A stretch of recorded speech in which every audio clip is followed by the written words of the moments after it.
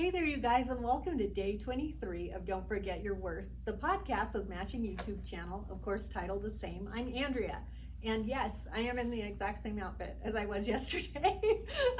I went to worship, and then I was like, you know what? You should go home, let the dog out, eat some lunch, and change, just so that people don't think that you slept in this. And it's like, but you did.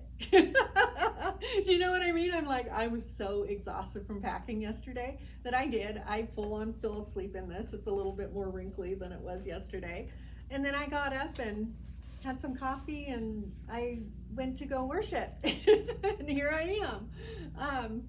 But I'm good for it, you guys. I'm good for the 365 days. I just need to pull them down a little bit faster just because I am trying to get packed. And you would laugh like if you knew everything that I had going on all at one time. It's crazy to me. But I'm loving it. I'm happy. Happy as a clam at high tide. And so this story today is called Nest Wherever He Has You. And so it begins.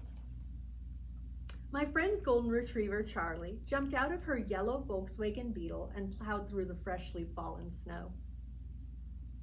Come on. Let's go walk around a bit, she said with her great real estate smile. It was gray, in a town that is known for 325 days of sunshine. Not this day, not today. It was so foggy, you could lose sight of Charlie Dog just standing on this tiny available west side lot. I walked with her in the wind and blowing snow dust to see if we were standing on soil or bedrock. I looked at the homes right around it, comparing them to my home that was on the market one state away. It just wasn't. I just couldn't see it. It had a steep cliff to one side along the main artery into the subdivision.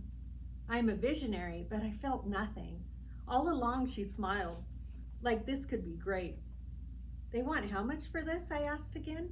$215? She said with a question at the end and a smile to follow, like that bite was somehow something I could chew. Maybe if I build an $85 house on it, I can see it. Yeah, I can picture it. Thus, my personal favorite real estate term.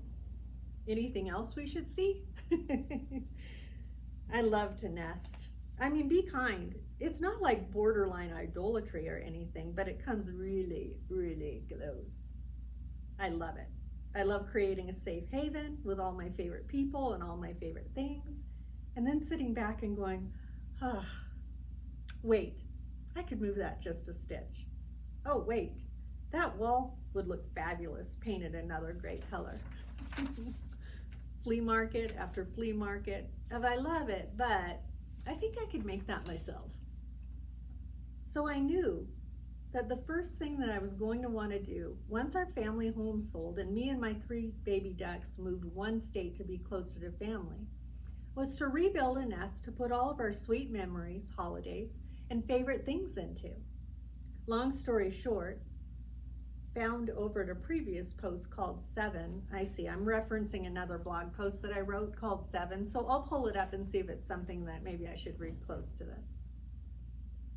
We moved, but our home sale fell through, and our first rental was just a very petite version of the home that we had moved from, rustic and cute in every way. It was darling. It was, quote, ours, and it was safe.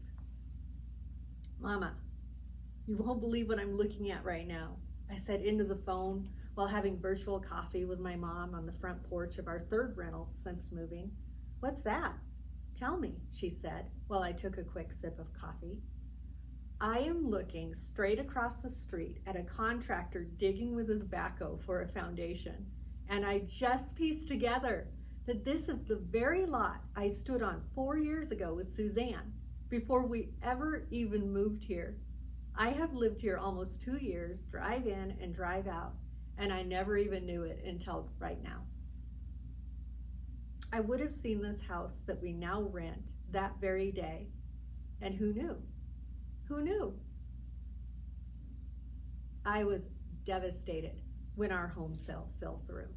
It prevented us from buying or building when I was dying to provide a safe haven where my 3 baby ducks could land and shake out and be. I was devastated when our family home sold only because we were tangled up, Oh, I see. I was devastated when our family home sold, only because we were then tangled up in a six-figure custody battle that left our resources threatened and depleting in attorney fees and expert evaluations every single day. So, in other words, the attorneys saw the equity that we had sitting there then, and they were just draining it, you guys. It was not a pleasant, good experience, let me tell you. I couldn't understand what was happening for anything. I couldn't trust God all of a sudden with my everything. I couldn't see an end. Little did I know, God was protecting us in every great way. This is good, you guys. This is good. Okay. Okay, hang on here. You're like, do I have any choice, Andrea? Kind of at your mercy, girl. Okay. Boom. The market crashed hard. Boom. Families were dropping like flies and moving away with their pride between their legs. Boom. We heard of suicide after suicide. Boom. Every other prayer request at the Bible study I led was for, say, a wife in real estate, or a husband that worked in construction, or foreclosures, or jobs, or bankruptcy. I still have those prayer journals, and they are jarring and disturbing to thumb through. We too would have lost everything if we wouldn't have been, quote, forced to rent. His protection was better than every one of my failed plans. Isn't that crazy good? If you are in a real season right now, and who isn't, I am living proof to tell you this. Trust him. Trust him, you guys. Trust him. When it doesn't look good or it doesn't add up on paper, he still provides. If doors of opportunity are slamming or fists are flying, he has a different plan in mind. Follow it. Even when it isn't comfortable, or even when you can't understand all of it for anything, pray through it and listen real close. He will direct your steps. So trust him and take the steps. Take the steps and do the work. His yoke is easy and his burden is light. Trust. I love you. Isn't that fun? Oh my gosh, and I needed that today. I'm like, oh, so good. Okay, so in this, you guys, like right now I'm packing like a crazy girl, still with no idea of where I'm going next. And that could be, terrifying, right? But it is because I trust the Lord that as he sees me pack and he sees my commitment to not just saying that I'll go, he needs to see it and know it, and know that I'm good for whatever he has next. And so I have friends and family and, front row and prayer warriors, that are praying steady that, he does just direct my next step. And that, my innate nature, I want to see everything. I'm like, come on, just show it to me. You got me here. Let's go. Like, what are we doing? And where are we doing it? And when? And the whole, and it's like, geez, I must be annoying, right? But in that, I know that he's watching my trust, that I don't know where I'm going to live next. I don't know if I'm to place another offer on a different house, if that house is coming down the road, if I'm to rent, if I'm to move, if I'm to, what on earth, right? But that's where the trust is. And I was talking to a friend even this last week, and they were telling me, like, I just don't know what he wants me to do right now. And it's like, well, do you remember the last thing that he told you to do? Can you at least think of the last thing that he said to do? Whew, little fly. And then in that, have you done it? And I needed that word, and maybe you need that word today. It's like, if I don't know where I'm going to next, do I at least know possibly what the next right step is? Right now it's packing. It is packing, and just having faith that he's going to see me through it. He does, you guys. He always will. But I am kind of giggling at it, at how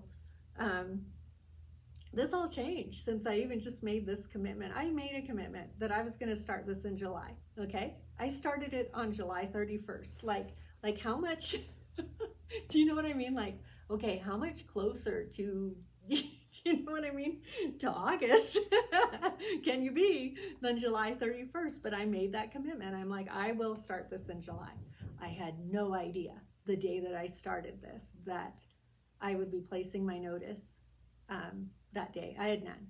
I'd be placing my notice at my rental and just trusting. Okay, no idea.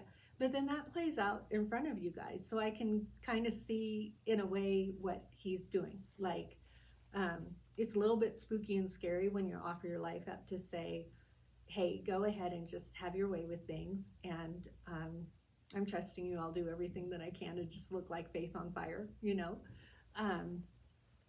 That's a scary place to be, but he's good for it, you guys. I've seen it too many times. Like, like just with that story, you guys, we were so flustered. I was so frustrated. I was so mad. I was so nervous. I was so, everything. And he full on protected us. He protected my kiddos in amazing, great ways that I would have never pictured.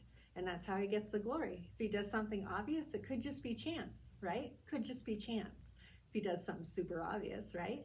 But it's when he really shows up like that he does get the glory. So keep believing, you guys, but in that, keep sharing all of your stories, every last one.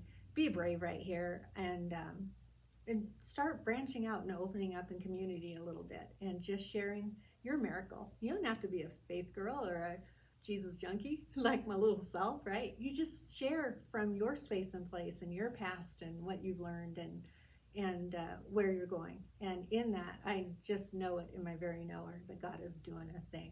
So I will see you tomorrow. Tomorrow's going to be Monday, you guys. I got so much I have to get done before then. So have a good one, and I'll see you then. Take care.